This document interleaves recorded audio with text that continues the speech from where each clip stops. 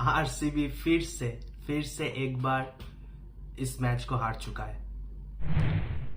चेन्नई को हराना आरसीबी के लिए नामुमकिन साबित होता जा रहा है। 2008 में लास्ट बार आरसीबी ने चेन्नई में हराया था जब अनिल कुंबले कैप्टन था आरसीबी का। तो उस वक्त चेन्नई को हराया था आरसीबी ने। उसके बाद से आज 2024 हो चुका है। 17 साल हो गया है आईपीएल का, लेकिन इसके बाद भी आरसीबी ने चेन्नई में नहीं हरा पाया है। फिर से एक साल वेट करना पड़ेगा 2025 तक कि चेन्नई में आरसीबी चेन्नई को हरा पाता है कि नहीं। इतना अच्छा शुरुआत हुआ था आरसीबी का। फैफ डु प्लेसी एवं विराट कोहली दोनों ही बहुत अच्छे से शुरुआत किया था। विराट कोहली थोड़ा सा स्लो खेल रहा था, फैफ डु प्लेसी को ज्यादा स्ट्राइक दे रहा था, फैफ डु प्लेसी ज्यादा अच्छा बैटिंग कर रहा था। लेकिन उसके बाद आरसीबी का नेचुरल गेम एक्सपोज हो गया, क्योंकि अच्छा टॉस जीतने के बाद, इतना अच्छा शुरुआत के बाद भी आरसीबी ने वो कंटिन्यू नहीं कर पाया। लगातार 3 विकेट, मुस्तफिजुर रहमान के वो ओवर आरसीबी के लिए टर्निंग पॉइंट हो चुका था। उस वक्त लग रहा था कि आरसीबी 140-150 के आसपास टोटल देगा चेन्नई को, लेकिन फिर से एक बार ट्विस्ट आया। अनुज रावत एंड दिनेश कार्तिक दोनों मिलकर जो पार्टनरशिप दिया है आरसीबी के लिए, इन दोनों ने आरसीबी का इज्जत है वो बचाया है। तो पहली बार कैप्टेंसी करते हुए ऋतुराज गायकवाड ने अच्छा शुरुआत किया है जीत के साथ चेन्नई की ग्राउंड में। हालांकि मैच में कैप्टेंसी धोनी ही कर रहा था ऋतुराज के पीछे से। फील्ड सेटिंग हो जाए, बॉलिंग चेंजेस हो जाए, धोनी डिसाइड कर रहा था थोड़ा कुछ जगह, लेकिन आधे से ज्यादा वक्त ऋतुराज ने ही डिसाइड किया है। तो जो क्रूशल मोमेंट था, कोहली को आउट करना, फैफ डु प्लेसी को आउट करना, उस जो 2 स्ट्रेटेजी था वो एमएस का ही दिमाग का वो खेल था। तो पहले टॉस जीतकर फैफ डु प्लेसी ने बैटिंग का डिसीजन लिया। उसके बाद इतना अच्छा शुरुआत हुआ। शुरुआत के बाद 3 लगातार झटके लगे। मुस्तफिजुर रहमान के वो क्लासिक स्पेल, 4 विकेट, एक तरह से मैच को चेन्नई की तरफ घसीट के लेके गया था। लग रहा था कि इस बार चेन्नई को एक तरफा जीत मिल जाएगा। हालांकि एक तरफा ही जीत मिला है, लेकिन आरसीबी ने फाइट बैक किया है। अनुज रावत एंड दिनेश कार्तिक दोनों ने बहुत अच्छी तरह से बैटिंग की है। मैक्सवेल, रजत पाटीदार दोनों फ्लॉप रहे, कैमरन ग्रीन भी फ्लॉप रहे। रजत पाटीदार का विकेट जो था, रजत पाटीदार पूरी तरह से फ्रीज हो चुका था उसकी क्रीज पर, नो फुटवर्क। मुस्तफिजुर रहमान का जो बॉल कटर बॉल था, वो कटर बॉल ऑफ जो राइट हैंड बैट्समैन होता है उससे बाहर जाता है मैक्सिमम टाइम। तो वही बॉल था। रजत पाटीदार एक ही क्रीज में एक ही जगह खड़ा होकर वो शॉट खेला, कवर ड्राइव खेला। तो उसके बाद तो एज हुआ और धोनी के पास चला गया कैच। तो रजत पाटीदार के पास एक बहुत बड़ा अपॉर्चुनिटी था, एक अच्छा से पार्टनरशिप बिल्ड करते हुए एक बड़ा टारगेट सेट करना आरसीबी के लिए, लेकिन वो नहीं हो सका। रजत पाटीदार का एक बहुत खराब फेज जा रहा है। टेस्ट मैच में भी उतनी अच्छी तरह से परफॉर्म नहीं कर पाया। आरसीबी के लिए भी इतनी अच्छी तरह से परफॉर्मेंस नहीं कर पाया है रजत पाटीदार। देखना होगा नेक्स्ट मैच में क्या करता है। रजत पाटीदार खेलता है कि रजत पाटीदार को मौका मिलता है कि उसकी जगह और एक प्लेयर आता है। तो ये देखना होगा क्या होता है नेक्स्ट मैच में। तो आज के मैच की अगर बात करें तो लगातार विकेट गिरने के बाद दिनेश कार्तिक और अनुज रावत ने अच्छी तरह से बैटिंग की और अच्छी तरह से फिनिश किया है इस मैच को। 173 रन दोनों मिलकर बनाया है। एक समय लग रहा था 150-140 के बीच आरसीबी सिमट जाएगा, लेकिन 173 is a good score on Chennai pitch. तो उसके बाद अगर चेन्नई की बॉलिंग की अगर बात करें तो मुस्तफिजुर रहमान ने आउटस्टैंडिंग बॉलिंग की है। दीपक चहर ने भी अच्छी बॉलिंग की है, लेकिन मैं पूरी तरह से डिसअपॉइंटेड हूं तुषार देशपांडे की बॉलिंग से।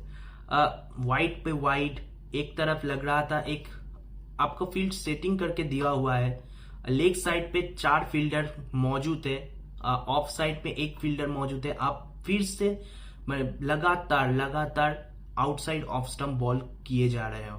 तो ये तुषार देशपांडे को देखना होगा। पिछले सीजन में भी इसी तरह से बॉलिंग किया है, वाइड पे wide, no ball, full toss पे फुल टॉस।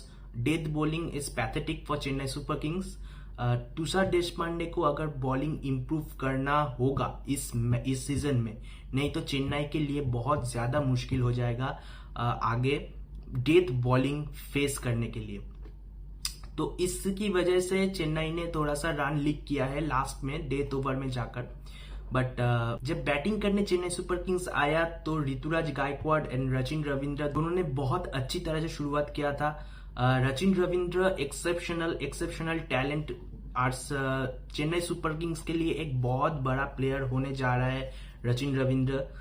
मुझे नहीं लगता कि आने वाले सीजन में इस आईपीएल सीजन के बाद मेगा ऑक्शन होने वाला है, रचिन रविंद्र को चेन्नई सुपर किंग्स रिटेन करने वाले हैं, मुझे ये लगता है, क्योंकि बहुत अच्छी तरह से रचिन रविंद्र ने बैटिंग किया है। रचिन रविंद्र अगर एक और कुछ देर और रहते तो चेन्नई सुपर किंग्स 2-3 ओवर पहले भी गेम खत्म कर सकता था। तो ऋतुराज गायकवाड 15 बॉल में 15 रन्स, डिसेंट एक पारी था। उसके बाद रचिन रविंद्र आया, अजिंक्य रहाणे ने अच्छी स्टार्ट किया था।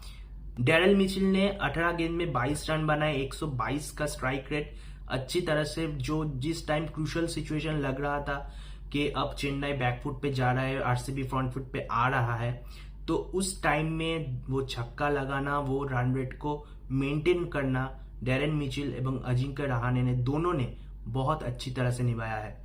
शिवम दुबे आकर लास्ट में जो फिनिशर का रोल दिया हुआ है चेन्नई सुपर किंग्स ने शिवम दुबे को, क्योंकि एमएस धोनी मुझे नहीं लगता इस सीजन में ज्यादा बैटिंग करेगा, क्योंकि पिछले सीजन में भी ज्यादा एमएस ने बैटिंग नहीं किया था। तो इस सीजन में अगर ये सीजन एमएस का लास्ट सीजन है, सब जानते हैं, क्योंकि नेक्स्ट ईयर मेगा ऑक्शन होगा, तो एमएस धोनी नहीं चाहेगा कि खुद को रिटेन करके चेन्नई सुपर किंग्स का एक जो स्पॉट होता है, वो स्पॉट जो एक अच्छा यंग प्लेयर आ सकता है उस स्पॉट में रिटेन स्लॉट पर, वो गवा दे चेन्नई सुपर किंग्स। तो मुझे नहीं लगता कि धोनी कंटिन्यू करेगा चेन्नई के साथ नेक्स्ट ईयर। यही चेन्नई सुपर किंग्स के साथ लास्ट सीजन है। इसमें भी कितना बैटिंग करेगा धोनी वो डाउटफुल है, क्योंकि इसके बाद भी अगर बैटिंग में समीर रिजवी था, तो अगर विकेट गिरता तो एमएस धोनी समीर रिजवी को ही भेजता।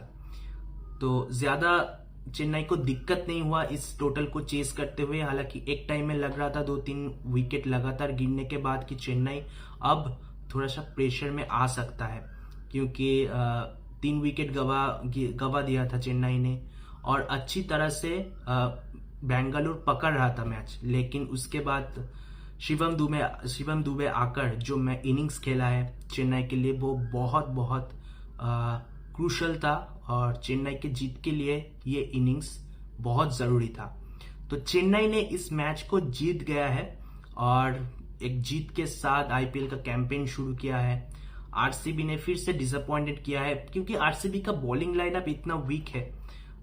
डेथ बॉलिंग बोलिए कि आप मिडिल ओवर की बॉलिंग बोलिए, तो बहुत ही वीक बॉलिंग है। अगर 190 भी हो जाता यहाँ पर स्कोर बोर्ड पे, अगर आरसीबी ने लगा देता, तो उसके बाद भी मुझे नहीं लगता कि आरसीबी इस ग्राउंड पे ये डिफेंड कर पाते, क्योंकि उस तरह की बॉलिंग नहीं लग रहा है आरसीबी का। पहले जब ऑक्शन हुआ था उसमें ही लगा था कि हाँ 2, 3, 4, 5 तक ठीक है, लेकिन 6, 7, 8, 9 ये जो स्लॉट है, इस स्लॉट में आरसीबी बहुत वीक है। देखना होगा आगे कैसा आरसीबी अपना बॉलिंग लाइनअप मैनेज करता है। तो इस मैच में चेन्नई सुपर किंग्स ने आरसीबी को एक तरफा हराया है। देखना होगा अगले मैच में चेन्नई सुपर किंग्स कैसा खेलता है। ऋतुराज गायकवाड़ का कैप्टेंसी देखना पड़ेगा। धोनी कितने दिन उस सपोर्ट सिस्टम ऋतुराज गायकवाड़ का हो सकता है। हालांकि इस सीजन में लगता है कि ऋतुराज गायकवाड़ को पूरी तरह से सपोर्ट मिलेगा। ऋतुराज गायकवाड़ का असली टेस्ट होगा नेक्स्ट सीजन 2025 में आईपीएल में, जब धोनी नहीं रहेगा उसके पीछे। तो देखना होगा चेन्नई सुपर किंग्स कैसा करता है। फर्स्ट मैच एक तरफा रहा। आरसीबी को बहुत बहुत इंप्रूव करना पड़ेगा बॉलिंग में। बैटिंग में तो चल जाएगा, लेकिन वो जो दिक्कत शुरू से आरसीबी के साथ होता रहा है, वो दिक्कत आरसीबी का पीछा छोड़ ही नहीं रहा है इस साल। और इस साल भी मुझे लगता है कि आरसीबी का ये पीछा नहीं छोड़ेगा, आरसीबी का बॉलिंग। तो आज के लिए इतना ही, मिलते हैं अगले वीडियो में। Tata, good night.